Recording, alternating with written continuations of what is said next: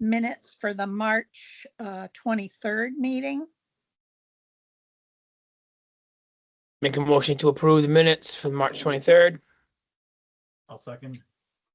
Thank you. So there's a motion by Wade and a second by Mike to approve the minutes of the March 23rd meeting. So all in favor? Aye. All right. Hey, I'm driving, but I'm listening. Okay, All right. Thomas. Thanks, Tom. Thank you. And then the next item was the beach event reservation form review. So if you want to share your screen about that. Mike. Yeah, yeah, sure. Would everybody, just before I hop into that, just kind of give a quick update as to, just as like a mini report for this month's meeting? Happy to kind of just give a little snapshot of where everything's at, just from a programmatic lens, just because the summer and beach is all part of it. And I did want to say that I do recognize, and I've mentioned this to Darlene, that we've been meeting a lot more frequently than what we normally probably would, as far as just trying to get some things ready to go for some select board meetings that are coming up here, with some different documentations that need to go before them, everything that we're going to talk about. It looks like I have a little extra guest here. Dorothy, why don't you come in and say hi, because I know she wanted to. So anyways, just a quick report. You can go ahead. Is a lot of you may have already seen, or through emails, or just heard through the grapevine, that everything's really kind of shifting towards summer. So a lot of our summer programs are already out there in the community. As far as my goal going into this summer was to try to develop, under the auspices of the rec, 3 to 5 new week-long summer camps. And right now we're at 6, which is awesome. And I was gonna actually, I might as well just go ahead and share my screen just so you could see a little bit of what we have. Let's see. So this was sent out to everybody via mass email this past week, or last Friday, just highlighting the 6 different camps. So we have boys basketball that Wade's doing, which I mentioned last time we were on. So June 30th is actually when the first camp that we have starts everything off, which works well because the beach really kicks off its season a couple weeks prior to that. So it allows me to put some time and focus into that. We have girls basketball with Coach Roseby. We also have our cheer camp with Nikki Stevens and Emily Greenwald. Excuse me. Wrestling came in the 11th hour. I knew that they wanted to do a camp, but it just took a little bit longer for them to just figure out how they wanted to formulate what they were doing. So that is actually a 2-week program, and that's for grades K through 12. We have Joe Fletcher and his daughters are going to be doing a co-ed soccer camp. And then what has also been really popular thus far is PE camp with Nate Poulin, the PE teacher at the Memorial School. So I'm pretty happy that we were able to roll out that many camps, in addition to some other ones that still potentially are on the horizon. I've been in talks about a potential golf camp over at Cobbessy, just doing a 1-week program targeting probably in that grades 3 to, could be grades 3 to 8. And that would be a limited spot program just due to the nature of the activity. But I've been talking with Nate Poulin. He's interested in possibly doing that. There's also potential for a tumbling program and potentially an art related program. But all in all, I feel really good about what we have thus far, in addition to swim lessons, which that has been rolled out as well. So just keep an eye on registration as we go. We have just over 20 folks who've registered for any one of these programs. So every week I'm looking to try to highlight at least one. There's a flyer that I have for each one of these camps, sending out more direct messages to those who participated, in our regular season leagues over the course of this year. And then just going through some different channels just to try to get the word out. So yeah, so that's where we are on the program front. The only other thing I wanted to mention on for other activities is more so with facilities. I had met with, I guess I can take myself off share for a moment. Actually, can you still see me when I'm on screen share? Or is it just, I don't know if it shows the team meeting at this point.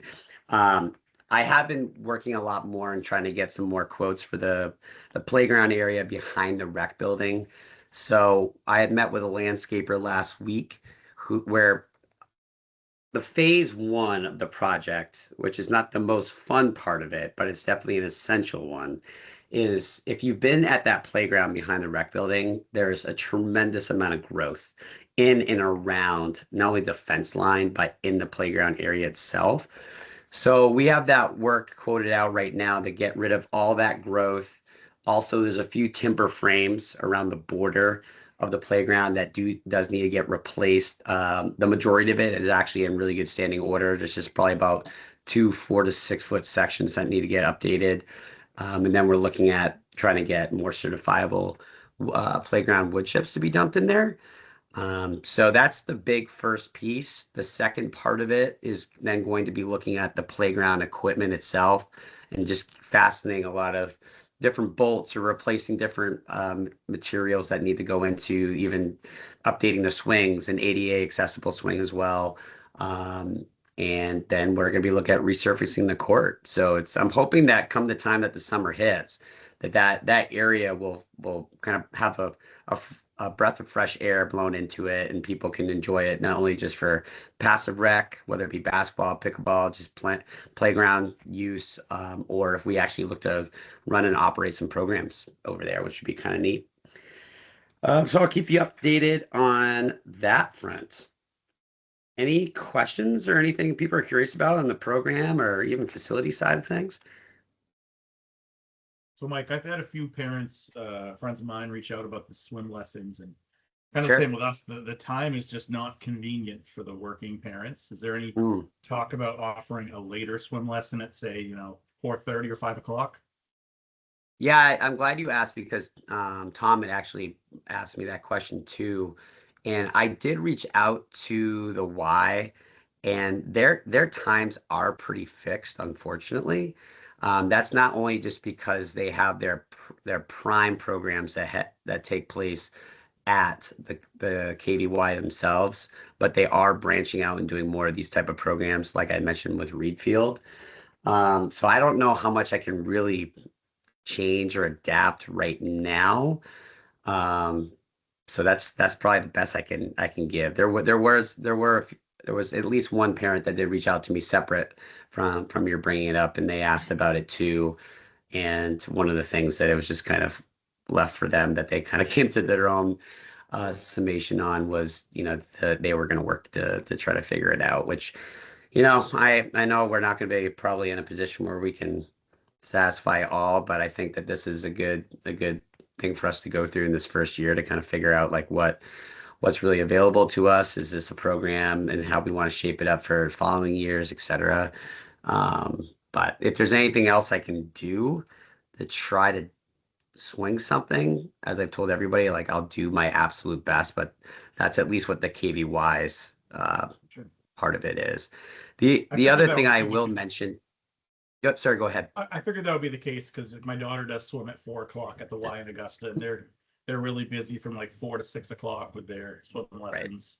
So Yeah, and I do think it's worth saying in the efforts of trying to make things all very amicable across the board is, I do realize that, Lisa is running her programs, and I did look at the timing of her programs, and whether it's at a lot of them were like in that mid to late morning as well.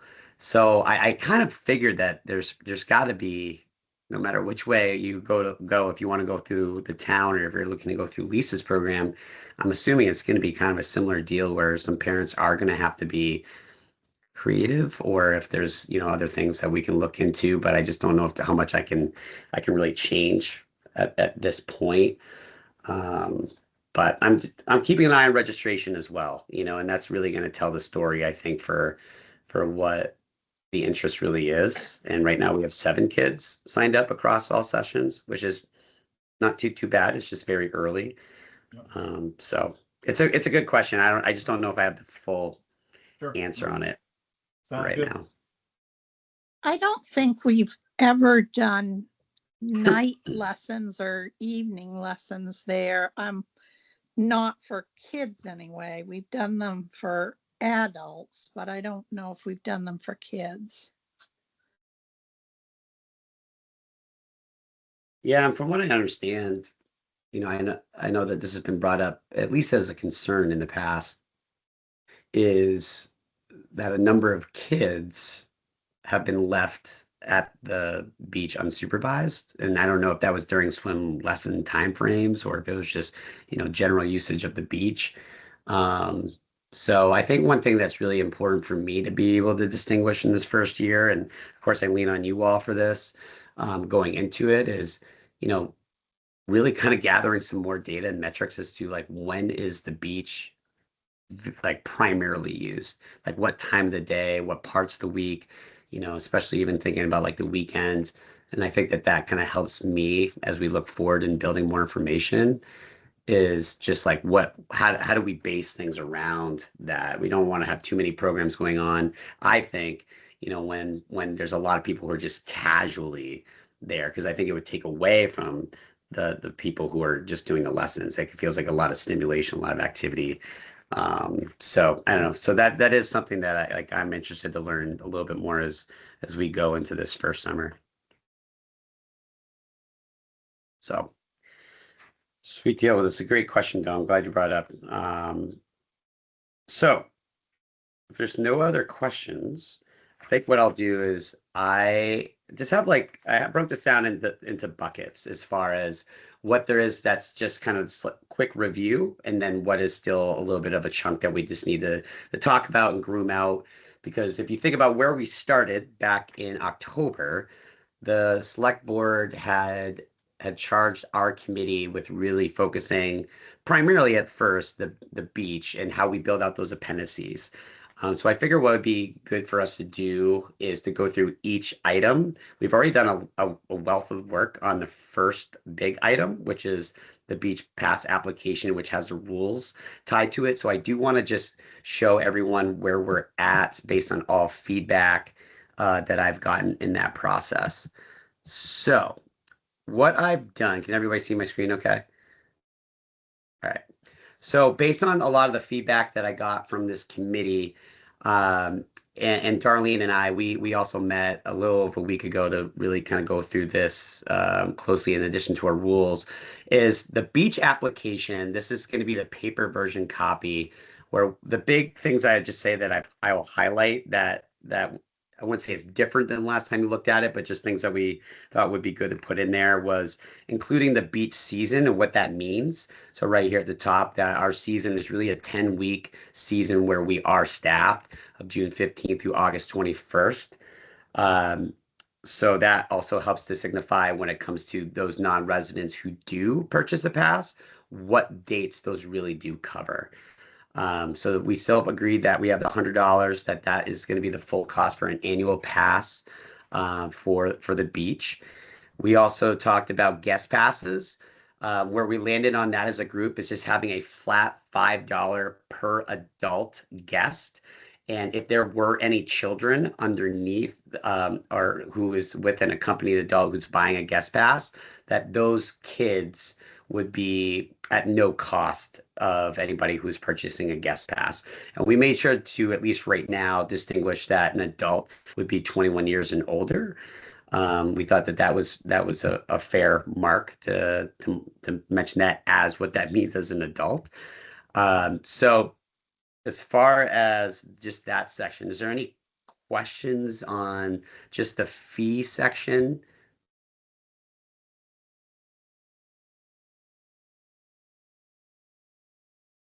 Well, like I said, that's something that it's not anything new. The one thing that I have put a call into for copies, etc., is they do make those car hangers that you put in your rear view mirror. So I'm kind of curious what you all might think about this, because again, I want what's really, really the easiest across the board, not only just for the community, but also for the staff down there. I've been hesitant to make passes just for residents because it feels like it's hard to predict how many passes that you would just need to print and prepare. And are you asking to tell people it's a requirement that you must have it, versus just having it available for non-resident purposes. So like right now, I do have a green pass that's front and back that does say resident, and it just shows that's just the proof that we had talked about a few months ago. But then we had a yellow one that is non-resident and specifies that, and a staff member would essentially write in what the expiration date, in addition to what this physical form would ask the staff to have a patron fill out. So I was just curious, like, what do people have any opinions on that? Do you think we should still have a resident green pass that people should have to pick up, similar to a transfer station, or is it just, hey, if you have your transfer station that's sticker that's pretty darn good, or people live in Monmouth, or you ask for IDs are could be just as valuable. So just curious to throw that out there for the group. I think one universal sticker would be best in my opinion. So when you say universal, do you mean that encompasses resident and non-resident, or just Oh, non-resident? So I guess I was implying more for residents. I think for a transfer station and a beach sticker all in one would be good. Well, we'd have to do that next year. We'd have to do that in January. Yeah. So this year, I mean, my suggestion this year is we just print up a set amount, and then if we run out of them, we print more for residents. And then next year we make the dump pass so that it also includes something about the beach. Right. So this is what I had created before, just so everybody can rewrap their minds around it. This is just a draft of what a Monmouth resident pass could look like that they would hang. And then not to say this too much different, but here on the non-resident, it was just yellow.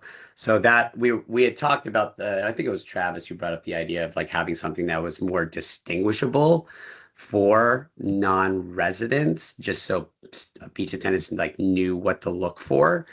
And that's kind of where, again, that question stems of, and it might be a weed question, but as I send some things into the printer, they're about 20 cents per hanger. So not inexpensive by comparison of obviously what it would just be like for 5-cent normal printing.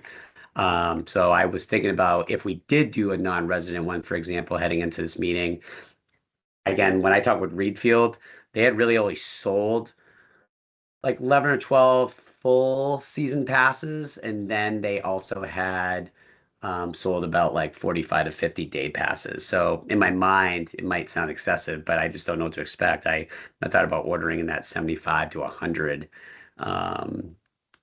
in quantity of passes. So it's just a matter of if we wanted to do, not tonight, buddy. So just kind of figuring out if it's better for having two separate passes or just having, like, as you said, one universal. But I have to figure out how I can best communicate if we did one universal pass, how to best distinguish that to make sure that like a beach staff attendant would be able to know if it's a non-resident beach pass versus a guest pass. I mean, I could change the color of that, and a guest pass could be yellow, for example, just so like, because that's a little bit more ones that a beach attendant would be looking for, I would say, because that's going to have expiration tied to it. Does that all make sense? Sorry, I'm just kind of like thinking out loud. $5 per dog, 20 cents, $5 per dog. I don't mind the hanger idea personally. I mean, I just I like the dump sticker idea, but I also know that we like Wales uses our transfer station, so like I just think that should be something distinguishable from that maybe, because I don't think the town does. We don't issue separate transfer station like colors or anything like that, right? It's all the same. Monmouth Wales transfer station gets one pass, right? I honestly don't know if they get a different color or anything. So I don't mind the hangers, and at 20 cents per, you're looking at 5 per dollar, right? So if you're ordering 75, I mean, you're going to be at 60, $70 or whatever. So I don't think that's a bad. I mean, I kind of like hanging it from the mirror too, because I think it's easier to enforce, because it's just for whoever is working can just, the parking lot's not that big, right? Every hour, if they just take a little quick walk around the parking lot, they can tell. You know what I Right. mean? And after a while, they'll get to know the regular people at the beach. It's a lot of the same faces that go there most of the day, most of the time anyway. Right. So after a while, just like anything, you'll have your regulars, and the attendants will know them, and then you'll have your people Right. that you're not so sure about, and you just So I think, I don't know. I'm not opposed to the hanger idea, Mike. It would be Yeah. nice if it was a one-stop shop though, and just something easy, right? Like what Mike was saying, but I just think we do that. Yeah. Well, and that's where I was trying to wrap my mind around, like if we did a resident or even an all encompassing one, I think what I'm just trying to like be mindful of is like, well, how many does that actually mean? Because technically, if we're saying like, yeah, you should pick it up, then like everybody who is a resident in Monmouth, which I don't know the population, but like, it just feels like a lot more opportunity for printing, just because I do want to make it as clear as possible for residents to just know like, hey, a license or, proof of a dump sticker is totally satisfactory as it mentions in this form. And then the non-resident pass, it's easier in my mind to quantify like how much you would probably just need the print. So I don't know. I'm just, because it's only because it's the first time rolling this out that I've been really interested to. It sounds like Reedfield has done just those who have purchased passes outside of residents. They usually just do license or look at their dump sticker as they come in. I mean, we can try their dump sticker this year. I mean, I don't have a problem with that. And then next, I don't know where my dump sticker is, Darlene. I don't know where it is. you can Gotta go get find it. another Got mine one, Wade. Can I You borrow You can have your go get license, another- Wade? Yeah, You- yeah, I do you- have that. Okay. I'm just You kidding. can go get another one, and they're numbered this year, so they go to a car. So they're not just a dump sticker. These all have numbers on them. So when you go in to register your car, you get one assigned to that license plate. Right. Oh, So if you haven't gone in and registered your car, that's why you don't know where your dump pass is, because you have an old one. yeah. I actually got to get my truck registered actually in May. Thanks for reminding me. So you can go in and get one even when you're not registered. Sorry, my dog wants me to throw a toy for her, so she keeps coming up and dropping it on. Oh, good. That you just go in and can ask for it and say where you live or whatever. But when you register your car, then they give you ask for one, and they'll assign you one based on your license plate. Right. Yeah, and that's where, on the non-resident pass, in theory, that like if we had, oh, did I already close out of it? That if I had a beach attendant, for example, or even at the town office, it's possible that they could, I can update what these fields are. But it does have the easy ability for us to just put down the names and the license plate that's coming in, and then the expiration. And I might be able to just have like a box that's on here that it indicates day, like day versus the week pass. That way it just informs the expiration date a little bit more. So, again, I think we're going to learn a little bit as we go through this first year. But it feels like printing wise to me, like really just having a pass available for non-residents, because I agree that like we're going to get into situations where, we're going to know who the Monmouth residents are really quick, just by virtue of the commonality of having beach attendants going around and talking with people and getting familiar with those who commonly use it.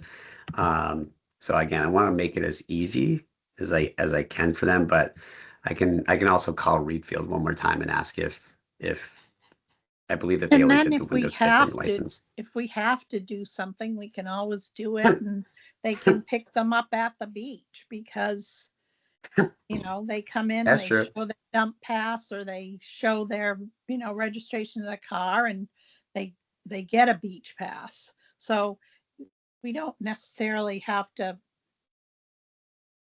And that, I say yeah, they and that could doesn't have have to be a dump car pass hanger with a number. either. You can say a Yeah. current year dump pass. Yeah. Because what I could also make available, which is a lot easier, and Refield does this too. They don't do car hangers. They actually do. They just do a bunch of cutouts of like little cards, and they just ask people to put on their dash. But if we feel like we want to have something for residents in that regard, just like we just give them out, so it's easier as they use. I can certainly do that, and that'd probably be a more effective way to print. Because I think the quantity for residents would be very unpredictable just because I don't know how many of those we'd actually need to like give out. But non-residents to me really kind of seem like the most important when it comes to distinguishing that people are truly non-resident to the beach attendants. So I'll think on that a little bit more. On the bottom of this form is I was going to go right down to the rules because we did have some exchanges around just whittling down our rules. We did in our last meeting or meeting before was comparing what our current rules were to the town of Reedfield, and Reedfield had like 21 or 22 rules. So based on feedback that I got from a lot of folks on this committee, is we whittled it down to 14. And I don't mind just going through them really quick so people can hear it and process it. That we had all users of the town beach are required to display an appropriate pass. We figured that was more all-encompassing language. We have swim at your own risk. The third one is we did talk about beach hours. So town beach hours are 5 a.m. to 9 p.m. except for any town plan unique events. We did mention that bathhouse hours may vary. And I think that it's important to put that just because those buildings do need to be locked, and I think they're better suited to be open while staff are on site, just because of the nature of certain activities that can take place that we really just want to mitigate. Number 4 is all users of town beach must follow the direction of beach staff. Beach staff have the right to stop any behavior which they feel is disruptive, dangerous, or damaging. Number 5, children under the age of 15 must always be supervised by an adult remaining on the property. Number 6, bicycles and motorized vehicles are restricted to the parking area.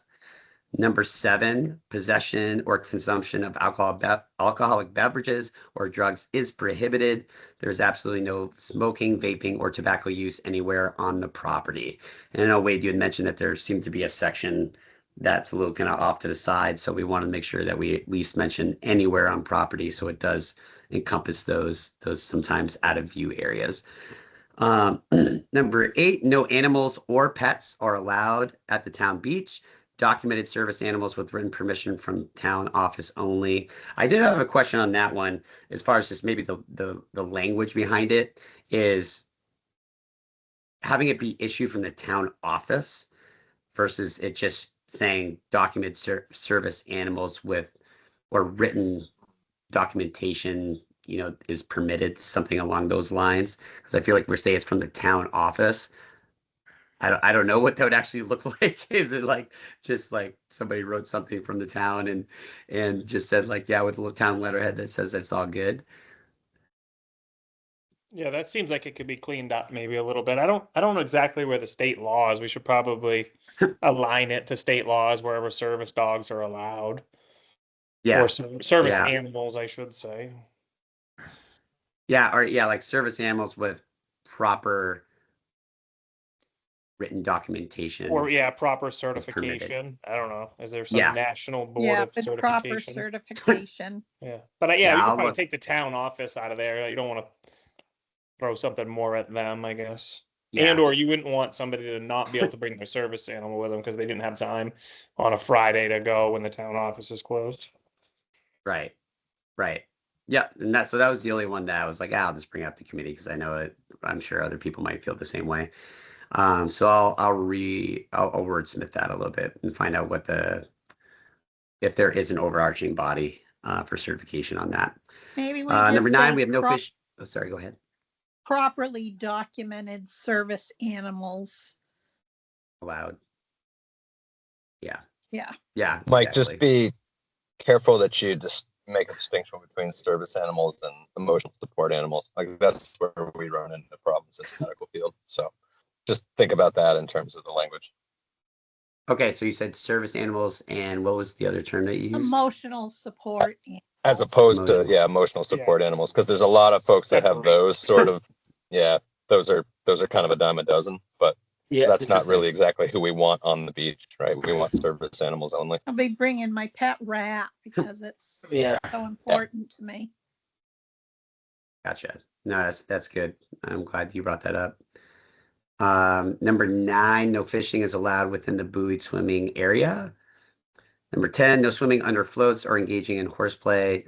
No diving off the docks. We did refine. There was like 5 or 6 different jumps that were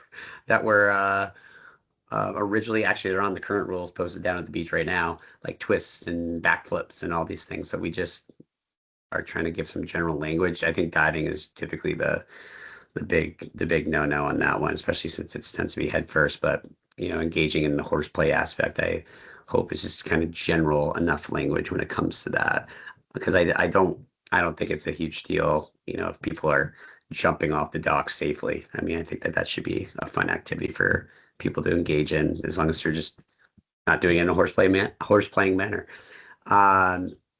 Number 11, we have no paddle boards or similar watercraft are allowed in the buoyed swimming area. Number 12, beach users are responsible for disposing of their own personal trash. Number 3, if beach grill is used, it must be properly extinguished and cleaned before leaving. And then number 14, we had changed this last one to all swimming flotation devices are to be used at the risk of each beach user. So anyways, I mean, again, that's been refined in about 3 or 4 different ways based on some different feedback. This will be presented to the select board. So I would just want to open up to the committee if there's anything that you see in here kind of for like final thoughts or editing purposes, or things that could be missing that needs to be added in here that should be.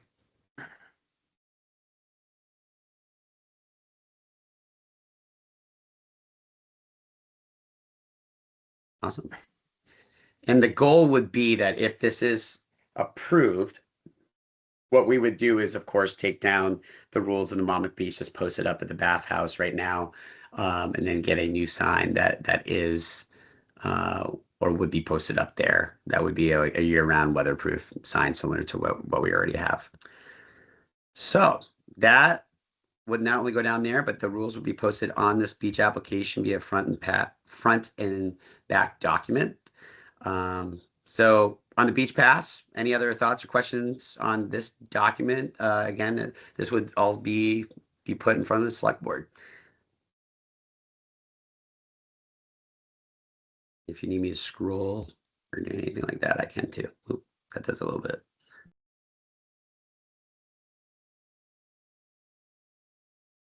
Thumbs up, feeling all right? Feeling good? Yep, I think it looks great. And Awesome. do we have any other discussion on it, or we want Mike to run with it?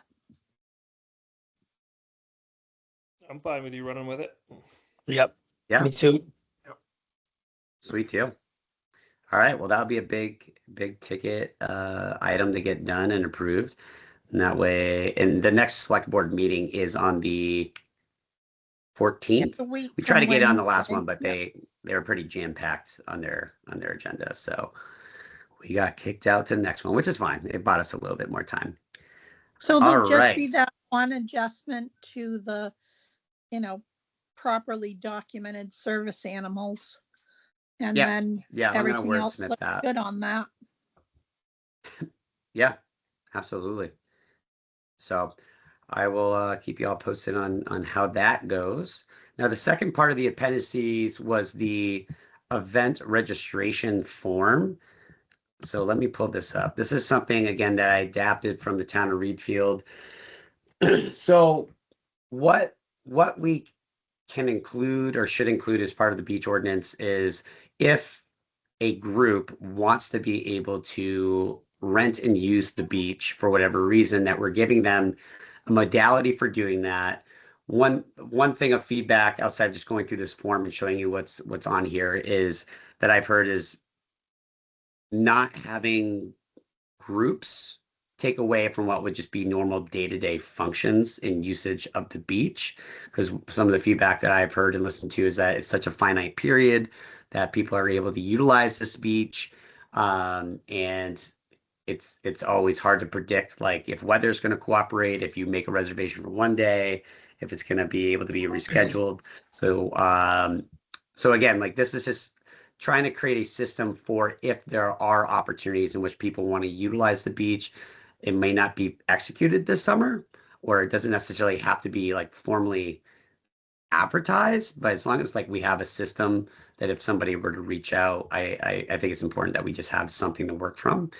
So it's set up very similarly to our last form. However, the big thing that I think is important to discuss is if someone were to use the beach, right up here, we have it listed that a town beach pass is required for all reservations. So technically, the way in which Reedfield does it is that you have to be either A, a resident, which just streamlines the whole process for you, or B, you would have to be a member. I say member, I think about it in Y terms, but a paying user of the beach already as the way in which this would indicate a season pass. I'm interpreting as such, but this is indicating that a beach pass would be required. But there's that little part of it to discuss. But then looking at like what the rental fees would be, and I had a few suggestions that I wanted to throw out based on some cost comparisons that I made for like what would it be as a father of three who lives this, 3 times out of the year, of like what it would be to go pay to do a birthday party at like the Y if I want to use a pool party, or if I wanted to go down to like the trampoline park in Lewiston. That way I could kind of get some cost analysis around it or comparisons. So on this top line here on the beach pass, do we feel like that is a necessity for anyone to be able to utilize the beach, particularly if they're non-resident? Because they are going to be paying to use the beach, regardless if we are requiring that or not.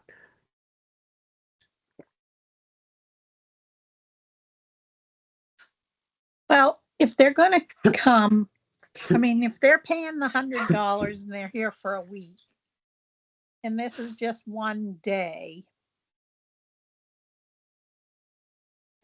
My question is like, what does reservation get you? I mean, because they're going to come and use it, right? They're paying. Like, are Right. we saying that people can't use it because it's been reserved? Because like would be one of my biggest gripes was like I show up to use the beach with my family and someone says, nope, sorry, I reserved it. I mean, we can't No, really do that. I So, think you're right. reserving under the pavilion space to have a party or something. We can't shut down the beach for a But certain do you party. do you think it's ethical to shut down the building even? What if we have No, a pop-up? I think that we'd have to know how many they're having, and then we might, Right. put reserve tables. They might have 4 reserve tables, but not the whole thing necessarily. Yeah. I'm just thinking like pop-up thunder showers. I know a lot of people kind of, seek a little bit of shelter in there during that time. Right. I guess I Yeah, the don't. goal would be to not interrupt anything. But I think what's important to like think about that not only in the sake of the summer, but there are shoulder seasons where it's still kind of prime time where, like, for example, on here, if they're, let's say if somebody in the month of September, maybe we say like we do make our beach available, I don't know, like for a section of the year for that. Or if there is a school function, like we do have certain times of the year where we could rent the beach out fully. And I think that this form at least kind of allows space for that. Even if we're not outwardly saying that, like, hey, this is directly for summer usage. Because I do think in some regards, like I wear like a personal hat and a professional hat. Like a personal hat, I'm like, it would be awesome if I could like schedule, the use of a beach for my son's birthday, like, or my daughter's birthday. Like that would be really great. My concern is that anybody and everybody is obviously would want to do that, I think, and take advantage of that. So I don't want there to be a conflict of, how many people or how many times we're accepting reservations and how that could impact the normal day-to-day usage. What do we really want this beach to be utilized for? Kind of sounds like recreational use of the beach for residents, but more so in like a passive way. But then of course there's unique events that go on there, such as the beach party. So I think What that there's it's still been in the- space to do. What it's been What's in that? the past, what it's been in the past is you could go down there, but like Lori was kind of doing it herself. But if somebody, like I know I got a call from a group that wanted to have the class reunion there, but the person that called wasn't from Monmouth. Ooh. And she told them no. So that to me is like, well, it's a Monmouth Academy class reunion. You should be able to go there. And there must be someone in your class that is from Monmouth. If not, get somebody to sponsor you or something. You know what I'm saying? Now, Um, what's preventing them right now, unless we go back and add a number 15 in, what's preventing them from just showing up and doing that? There isn't anything from Okay. preventing them, Right. but if the attendant isn't down there, there's no power and there's none of Yeah. that stuff Right. under the pavilion. Yeah, like I mean, if somebody showed up at 5:30 in the evening on a random Tuesday with their kid and all his buddies to have a birthday party under the pavilion, I mean, that's always like I've been down there plenty of times when people have done that, and there's no one there to ever really like, enforce it. I just worry about the enforcement of it all, right? Because I think anytime that you have something like this, you have to have like an enforcement arm. So like, who's going to be the one to, obviously, who's going to be the one to make sure that they have their space set aside and that no one's infringing upon it? And it's a weird thing. I don't know, because it's a public space, and we're talking about renting it and reserving it, and I think that I don't know. I have to think on it a little bit more. I think the form looks good. I think if we do, like, we go with it, obviously we need something like this. I think that the cost to have a town beach pass and for a non-resident, let's say, you got to buy $100, like a whatever, $100 non-beach pass, and you got to spend $100 to rent it. That starts to get almost like that weeds out a lot of people, I think. You know what I mean? That might be challenging to deal with. So I do think that setting the cost like that is preventative in some ways, but I also think that just I don't know. I'm kind of with Caleb a lot. Like I feel like it's like it's a weird space maybe because like the pavilion's so open and it is used for shelter and people do show up there after beach hours all the time and just use it for whatever reason, you know. So I guess it just matters how we see the enforcement of it going. Like, who will that be on? Will that be on the beach attendants? And then if there's no attendants there, who's it going to fall to? Right. Yeah, that is the trick of it. And the reality is if we get a form that comes in of a request to use it, that doesn't mean that we're bound to say yes to it either. And so that's why I kind of took out the top section. I'm just saying you don't necessarily need to have a beach pass because I think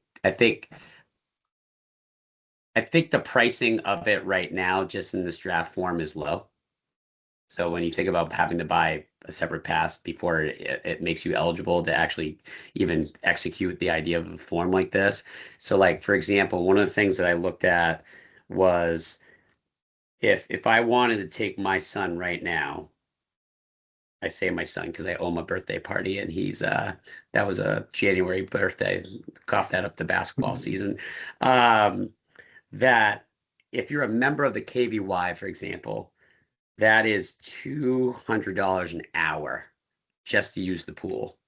And then it's an additional $50 per hour if you have more than 25 people in the pool because they would have an additional lifeguard. If you're a non-member of the Y, that's $275 just for one singular hour under 25 people in the pool. So I mean, like you can kind of already see the cost difference, no different than if you were to go to the trampoline park.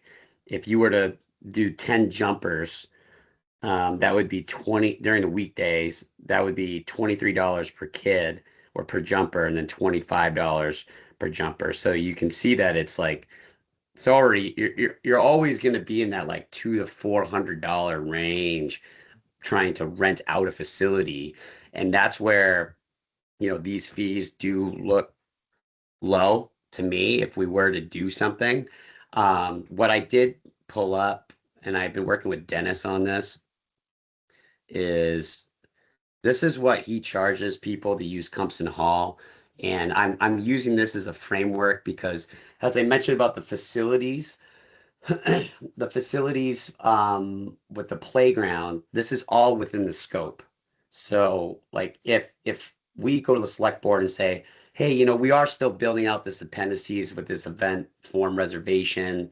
We do recognize there's maybe some unique usages, but we're really trying to steer away from XYZ type rentals for right now. That's not to say in the future we might not figure out a system for that. But I'm really wanting to get the rec building up and running internally and externally so that this type of pricing structure, similar to what it would be to use an indoor facility like Compson Hall, that the rec building becomes that spot a lot more than necessarily the beach.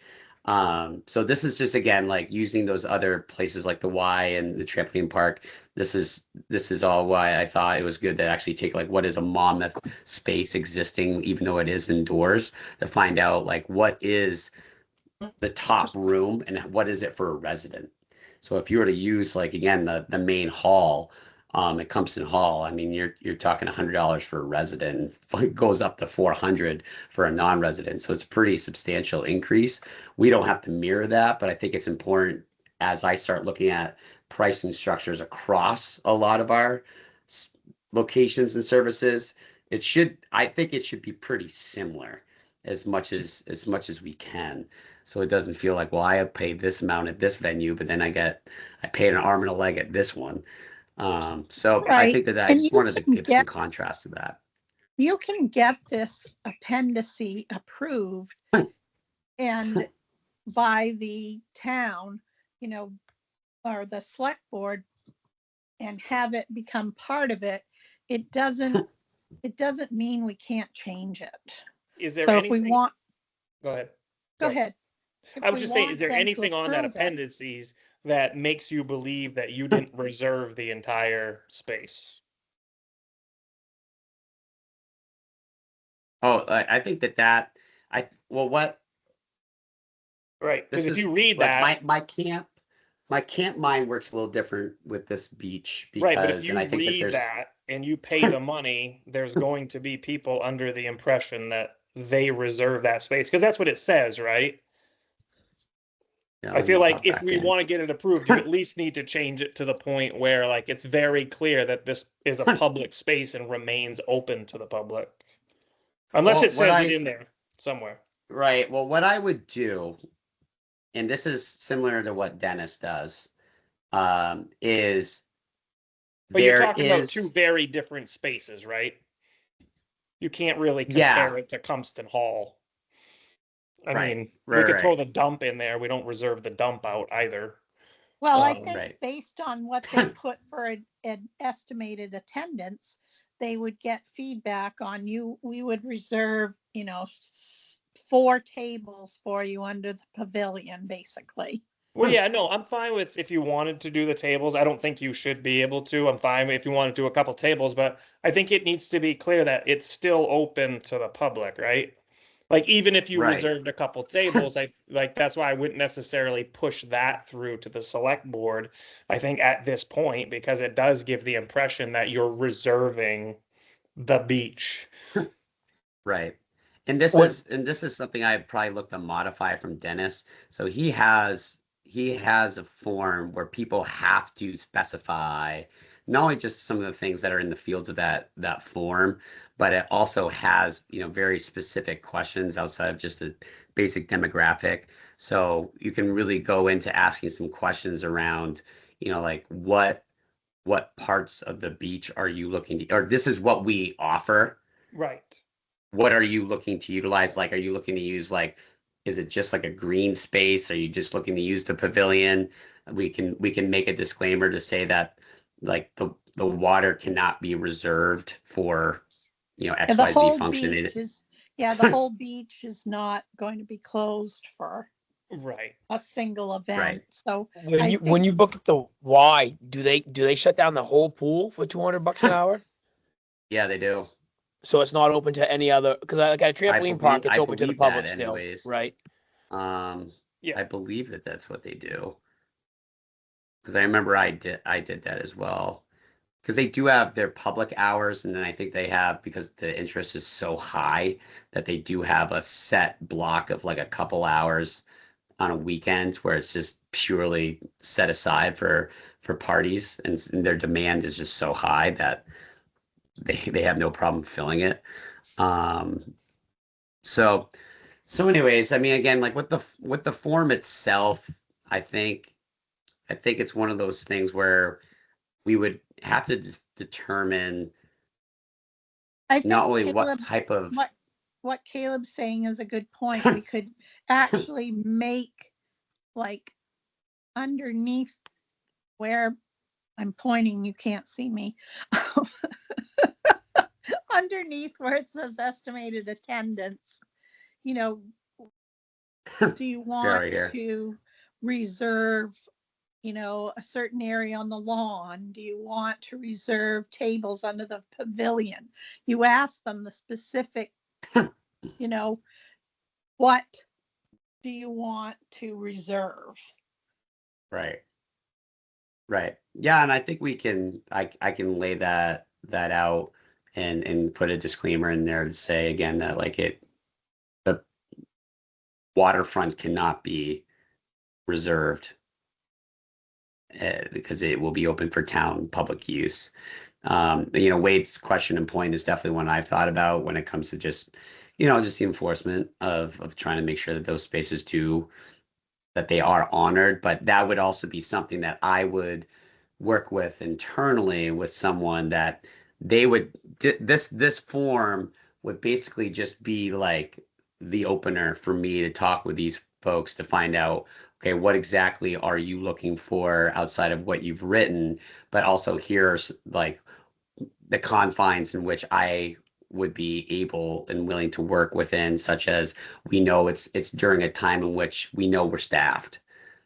Outside of those hours, it probably I'd have to safeguard that, I would think, unless I can uniquely find, someone, and I think it would just be contingent. If somebody would want time outside of what our normal staff times would be, then I would just have to say it's contingent upon my ability to find someone.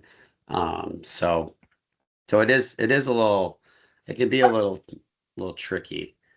But I think the form is It's a what's most conversation important. opener, basically.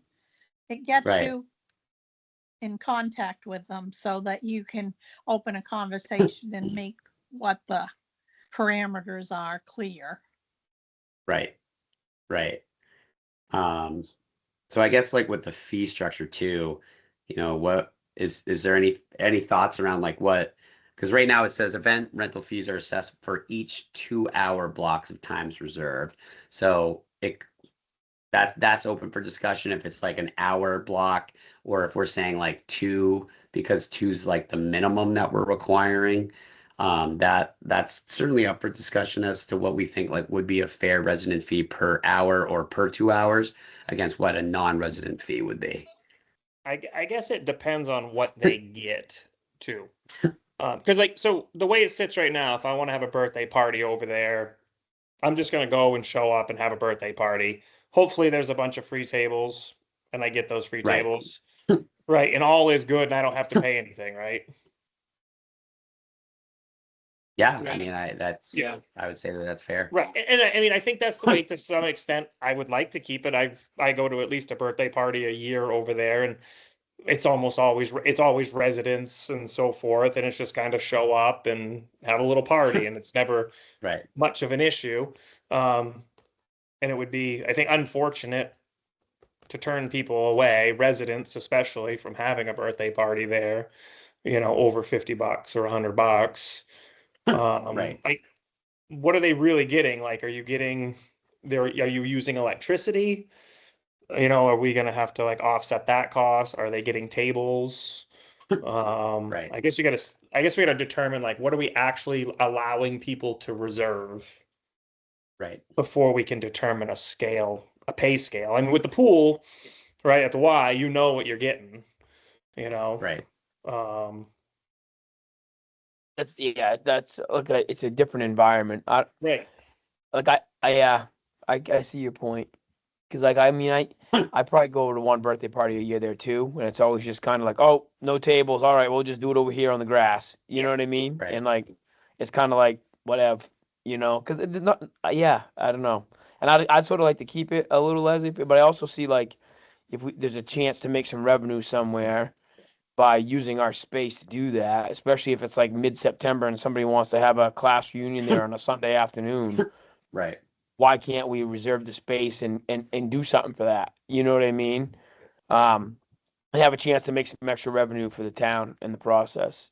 In the Right. rec committee. So, And I don't have to specify this part too, I because mean, I think, yeah. if Like they school want- because I think outings- it encourages it. I mean, if someone Yeah, wanted to come in and bring their own tables and their own chairs and like clear the area out, redecorate the area, stuff like that, $100 seems a little on the low side if you're doing something Yeah, like that extravagant. But it also takes away, if you want to pack 40 people in there, I mean, you're pretty much shutting down the pavilion at that point for anybody in the public to Right. use it. Right. Yeah, Yeah. I mean, so I guess it does. What does the rental get you? I guess that would be the crux of the issue. What are you actually getting with your rental fee? Like, what are we saying that is reserved for you? Right. Are we saying just Yeah, the I mean- pavilion, or that you know what I Yeah. mean? Because we can't really. Honestly, you can't offer much more than the pavilion. Like truly, you know And what I I mean? think Right. even that's a stretch too. Personally, just I don't who paid for that. That I don't know. You know what I mean? What was the intent? Was it a grant or a gift or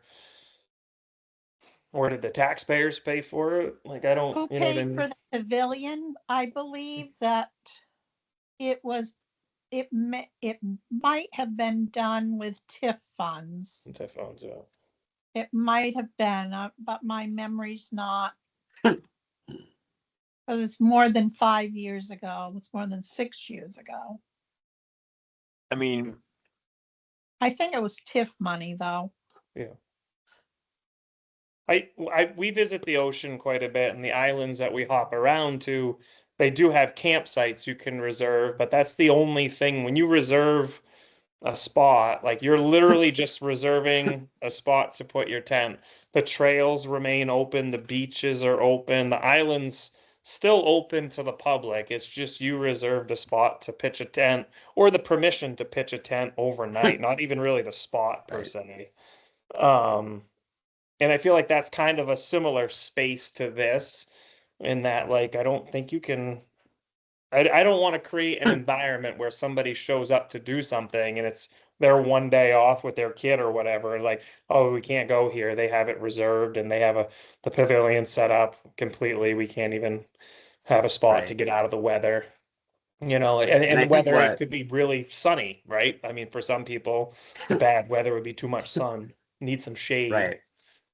And I think like what this form is actually trying to do unless it's not an issue or it's trying to be preventing an issue, is like if people were abusing something. Like for example, a resident who was trying to say, yeah, I'm gonna have my whatever party and I do have 30 or 40 people and and then everybody gets upset because like it's like you didn't you didn't even like reserve the space. Like what, like you can't just hold a function here whenever you want, that type of deal. I think that's where we're trying to find like what is the middle Yeah. ground. I It feel doesn't like sound like it's been an issue per se, if we're but trying to do that, we should probably make a law or a number 15 that says, groups over 10, you must have permission, or groups of 8 or more or whatever, because I mean that's where they would know if they're breaking a beach rule. Because right now there's no rules on any party size, right? right. Yeah, I don't believe that there are. I'm actually just looking at the Take the biggest family in current Monmouth and rules. times it by 2. We'll use that as a number. Yeah, let me look Well, at I think there's a woman that has what, 8 kids? All right. yes. Yeah. See, I wasn't lying, Caleb. She does. I did have an inquiry about swim lessons based on the quantity of a family that size. So it is being navigated. All right, I'm just looking at the current rules. For what's posted down there, there isn't anything that indicates. We actually had 15 rules as part of the last one, and we currently have 14. I I don't know, think maybe maybe we just need to look back at what the beach ordinance says and base it on what that ordinance says. If there's any things in the ordinance that call out parties. yeah. Well, there's That a might- section. I'm looking at it right now. Just don't want to hold anybody up for not being able to find it too quickly, because this is Beach Pass. Actually, there are. Oh, this is use of the beach parking area, which valid beach passes between June 15th and September 15th, between the hours of 9 a.m. and 5. But we kind of created our own there. And Which I Tom which I had to don't think jump is bad. off, but I don't know if you guys saw Tom's message in the chat. He Oh just no, said sorry. he just said, I just noticed it myself. He just said that he had to get off. He had some competing engagements, but he said that he's fine with being able to rent the beach, but like others, he thinks it should be the pavilion only, and that the beach always remains open. And he said he thought it'd be okay to rent the whole pavilion, and he's not sure it would happen that frequently that it would become an issue. It's valid. So, but I do think like we should add a rule, like if you have a group of, whatever size you determine to be, like they should contact the town office for a reservation form. Well, Right. I know that the North Monmouth Church does a service down there. And I want to say it's in August or September. And you need to coordinate, they want to be there before 9:30 to set up, and they need power because they do an outdoor service and then they have lunch. So there was a problem last year because no one was there to unlock anything Right. and to turn on the power. So groups like that maybe want to have I'm not going to call it a sunrise service because it's after sunrise, but they do that and they take up the whole pavilion. But then they're gone by 11:30 when most other people show up. Right. And I asked Lori that when I found out about that too. I said, do they fill out anything? And They should, but there was nobody doing it last year, so there was miscommunication. And I think I'm sorry. And I think what we ended up doing was that the beach attendant may have showed up, or Leonard Bates called me and I said, well, don't you know Paul? Leonard, can't you get a hold of Paul and maybe have one of the police officers come over? Because they called me like I had some magic key. So, I mean, we worked it out, but those are the kind of things that we want to avoid. So I think, I mean, for those type of things that are once a summer, Right. Yeah, and I mean, are you gonna reserve the right to like waive the fee or whatever, Mike? Did the town reserve that right? Like, like I think there are certain situations where like you should just be able to say, yeah, don't worry about the fee. I don't know. School Right. groups, right? Yeah, right. like I don't know. I Yeah. just think about how awesome of a place that's been for our community, and I don't know. You know what I mean? just I like just they Special. do at the fishing game. The fishing Yeah. game charges a fee, and their members can get it at a reduced fee, or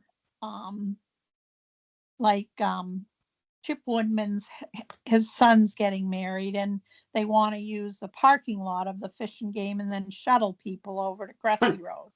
So, the fishing game has the ability to say, oh, don't worry about it, you're just using the parking lot, kind of thing. So yeah, I mean, and I told Mike that about that family that has 8 kids, I leave it entirely up to your discretion, and I think everybody on the committee would say that.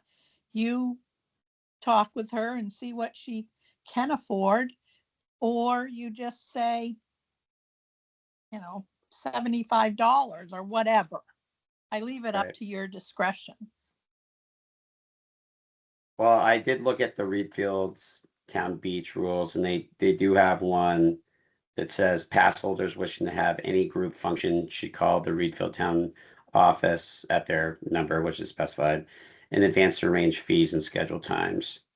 I mean, so that's pretty generic language. Of course, it says Yep. pass holders. So, And it, I mean- and it doesn't even have really a number associated. It's pretty good wording without even using a specific number, just group Yeah, functions. Right. And then I mean, I kind of Mike, I would like trust you to have the discretion to understand like, oh, for this, like this seems like a reasonable fee for all this time and legwork and energy and what it's gonna Right. do public. You know what I mean? Like I'd be fine with having like a sliding fee structure based on what you thought was appropriate for the situation. right. Instead of pigeonhole us into this 50, 100, like, you know what I mean? Like, if you think, hey, no, you're from Gardner, you got 40 people that want to use the beach. Sure, you can use it on a Sunday afternoon at 1:00, but you're gonna pay $600. Right. Or whatever. Like I'd be fine with you adjusting, kind of like how Dennis had the non-resident thing was so much higher than the resident fee. Like I'd be fine with not pigeonholing us and allowing you to use your discretion. I do like that rule, and I like the wording of that rule from Reed Field about contacting the town office for more information and to make a reservation. Yeah. And Reedfield, I do have. And they'll uh, just to your- refer it to you anyway, Mike. Oh, I know. I'm not going to put my cell phone up there. I'm sorry. So what? No, do not. No, I know. It'll be 86. What is it? 8675309. What Reedfield does have, which is kind of helpful if we are going to use kind of a sliding scale, is they do have parties that indicates like party sizes based on resident versus non-resident. Like for example, a party that has 11 to 25 people, resident fee would be $60. Non-resident is 120. If your party's 26 to 50 people, it basically goes up $60 per like every like 25 plus people. So I have a pretty good idea of what I would do. A big part of it is just not needing to over communicate. Kind of like what you're saying, Wade, is like if I just have information where I'm just giving you if I'm just giving a source for people to like know that there's a means in which people can reach out to reserve, that doesn't mean that we're promising you the world. but we can at least make a determination. And I can even run it by the committee here too, as part of my own Yeah. process to say, hey, is this something that we want to be able to allow? And that way it's not Mike going rogue because he's trying to make a few extra bucks for the town. It's more, this is just what the community's open to, as you being the representative to have that voice. So I don't mind taking down this form a little bit. I think, Yeah, I like, think even that's a great idea. We'll just kind of leave it more, you know, get a hold of us if you want to make a reservation, and then We'll talk through it. Yeah. you vet them basically. yeah. So it sounds like that's kind of a rules thing that I can update. Hello. That's our timekeeper telling us that we're at time. Oh, is that your time? I thought my dog is over here. It wasn't mine. Even though I've had 3 separate visits from my kids. I don't know if I casually passed that off and you guys didn't pick up on it at all. So what I'll do is I'll update this form and have it be as generic as possible. That still gives people enough. That would be the connecting point to Rule 15 that we put on the rules. And I'll just email those updated documents. People can have a final glance. And those things will be what I will get on the agenda for, again, the 14th of April, so that we can at least have some of those things ready to go. Because at this point, I'm trying to still hire. And if you know people around beach attendants and interested lifeguards, send them my way. We do have 2 lifeguard applications. So or at least expressed interest of such. They are, I think one is probably college age, if I remember right. One might be a high schooler as well. You got 2 high But beach, schoolers coming your way. yeah, I'll hold off from saying their names, but that the next part of the conversation, which I can kind of do offline, is like the beach attendants are such a critical function in trying to execute a lot of what it is that we just talked about, is also trying to determine the hours of coverage of the beach. So I'll just give a quick highlight that what's proposed in the budget right now is just looking at summer beach line, which shows up as a part-time staff or seasonal staff line, is $8,100. So what that means is that if we were to staff the beach, I broke it down a few different ways, like 30 hours of coverage. If we only had one beach attendant on, which I think having one attendant is appropriate, unless you feel need that there should be 2. That if we had one person on, we try to have 30 hours of coverage in a week. That'd be roughly $6,000 in payroll. That's just on beach attendant duty. That's not factoring in training time or anything else that could be unique. If there was a reservation, right? Like, I want to leave a little bit of a buffer. If we went for 35 hours of coverage, that's around $7,000 in payroll. I think that like 30 to 35 hours is kind of the sweet spot of what to try to project for, leaving enough room. That 40 hours of coverage is 8,000. So you're like right hovering on the mark of what's budgeted. So trying to figure out like what is a great span of time and quantity of hours, but also duration of the week. Some ideas that has been brought up to me is, if we try to look at, for example, let's say it's like 6 hours of coverage over 5 days, is that, or sorry, 6 hours a day over 5 days individually. So you have 30 hours. That could be like Tuesday. That could be like a Monday through Friday. That could be a Tuesday through Saturday. Or we could try to stretch out even further to try to do 7 days. It's just, I also want to be mindful of like what's truly feasible on the staffing side, to ensure that we could actually get that amount of people to cover shifts. So that is going to be the next lingering point of conversation.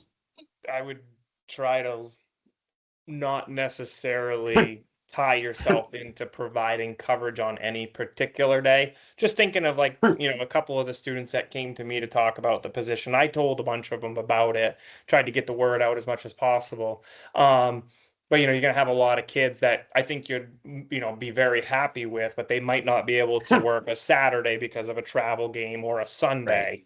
So I think staying really flexible, not necessarily committing to it's going to be staffed Monday, to Sunday or Friday to Monday, but more or less try to stay with some hours. Like we're going to try to have a beach attendant there for 30 hours a week.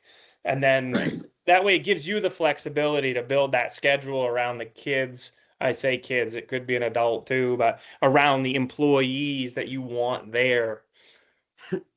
Yeah, no, I appreciate that because that is kind of what happened last summer, even though it was a very like micro form of it, of having a beach attendant that their hours did kind of vary a little bit, and that person was helping to open up the building and close down the bathhouse and such. And so I think it's really going to come down to the quantity of people I can get.